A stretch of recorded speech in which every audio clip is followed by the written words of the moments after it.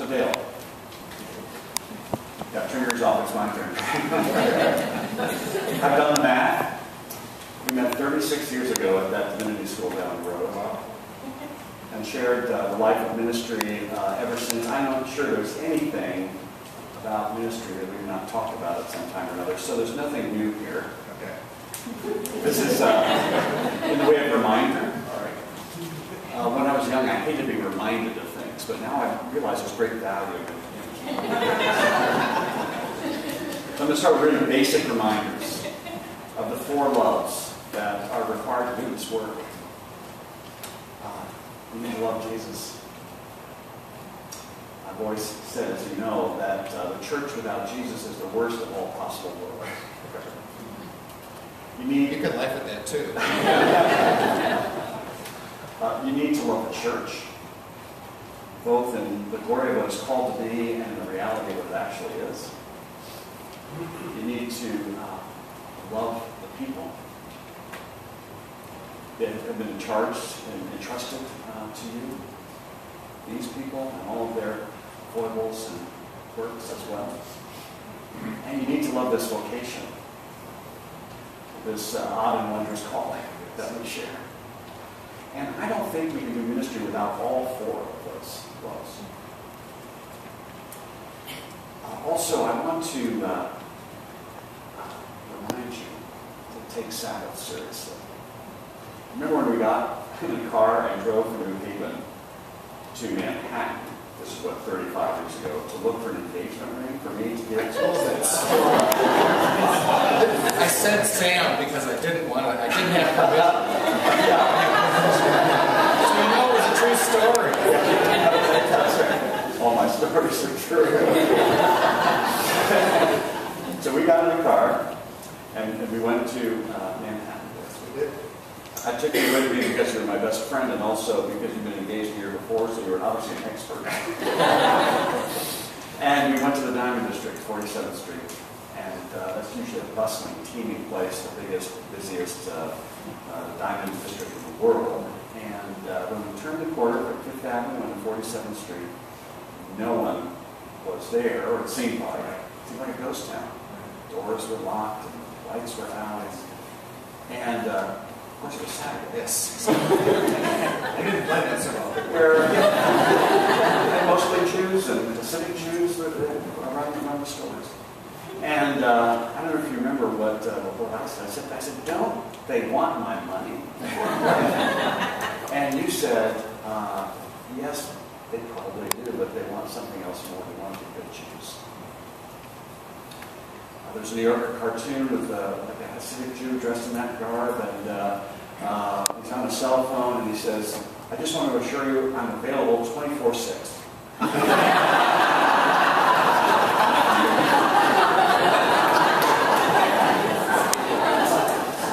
So I would encourage you to be available 24/6. Okay.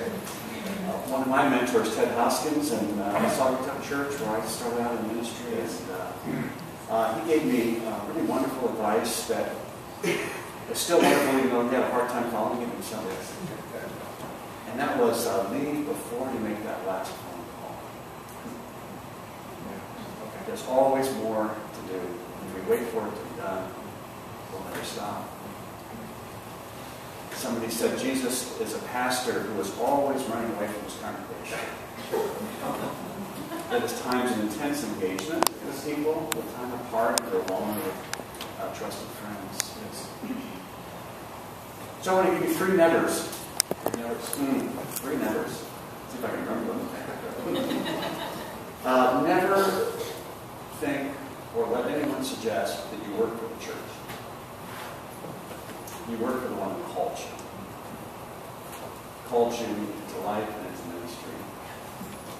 Somebody else may sign the checks. It's still true. You don't work for the church. You work for Jesus. Never confuse people's expectations with a job description. There can be overlap between people's expectations and a job description, but they're not the same thing. You need to follow your own sense of what you're called to do. Bill Cosby He said, I don't know the key to success, but I do know the key to failure, and that is to try to please everyone. And never take the praise or the criticism too seriously. I think that's key to surviving in ministry. Taking neither the praise nor the criticism too seriously. I call them the twin apostles. And there's a lot of both in ministry. A moderator in our church had this wonderful expression. He was moderator. He was asking, what did you learn in this role? And he said, I've learned not to swing at every pitch. I think that's wonderful advice for pastors too. Whether it's a word of criticism or something else, let some things just go. Not feel as you have to swing at every pitch. Let the gospel set the agenda. You'll do that. Often people are saying, how is the Christian gospel, the Christian faith relevant to my world, my life? When actually the question we need to be asking is the reverse. How can our lives be relevant to the gospel? We are truly countercultural in what we do here. We don't privilege the individual, as is so often the case in our culture. People with their own preferences, their own ideas. I actually had somebody say to me once, I don't know what Jesus said, but let me tell you what I think. We're always privileging the individual. And we're always privileging the present as if we're the smartest people that have ever been alive. You know, we say God is still speaking in the Church of Christ. I think that's a wonderful affirmation. But we also need to say God spoke before we were alive, and not to us. And how important that is. Goethe said, whoever does not draw on 3,000 years is living hand to mouth. I would also charge you to rely on prayer. I know you're a person of prayer. I learned to pray in a prayer group that you and I were a part of in the Leviticus school. To be a person of prayer. My mother grew up in Michigan, your home state. She grew up a Methodist. And when she was married to my father, who decided he was called to the congregational ministry, my mother's brother, my uncle, was a Methodist minister, and wrote her and said she was making a big mistake about becoming a congregationalist. He said, in that letter, he said, I always think of that as an intellectual type of religion. And he didn't mean that as a compliment. And in fact, in that letter, he said, I don't think a congregationalist could pray to save his life. Well, I probably pray as if your life depended on it. Because it does. We're good? Fine. Keep my phone number on speed dial. As I have yours on mine, because no one should try to do this alone. You are a wonderfully gifted, faithful pastor. I have often said about you, and say in this company, that if I were looking for a pastor for myself or someone I really cared about, you'd be the first person I would think of.